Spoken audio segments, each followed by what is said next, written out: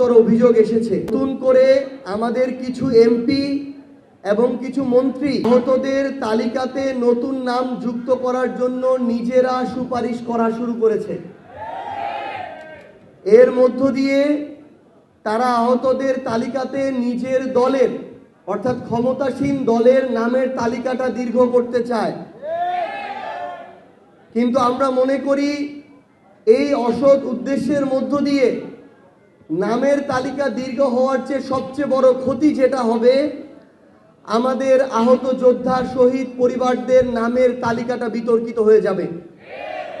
1971-এর পরে বিগত 16-17 বছরে আওয়ামী লীগ নামে বেনামে টাকা খেয়ে বিভিন্ন স্বজনপ্রীতি দলীয়করণের মধ্য দিয়ে বাংলাদেশের মুক্তিযোদ্ধাদের ইতিহাসটাকে এবং মুক্তিযোদ্ধাদের তালিকাটাকে বিতর্কিত করেছিল। সেই তালিকার এখন পর্যন্ত সংশোধনও হয় নাই, সংশোধনের উদ্যোগও নেওয়া হয় নাই। আমরা আমাদের এই জুলাইয়ের যারা শহীদ আছেন, যারা আমাদের আহত যোদ্ধা আছেন, তাদের কোনো বিতর্কিত তালিকা চাই না।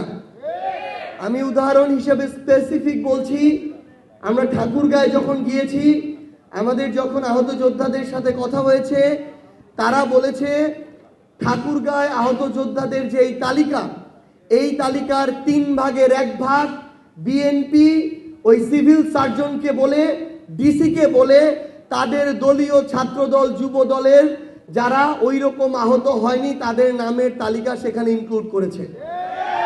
আমার কথায় যদি কোনো ধরনের ভুল থাকে আমি মিডিয়াকে অনুরোধ করব আপনারা এর সত্যতা যাচাই করবেন।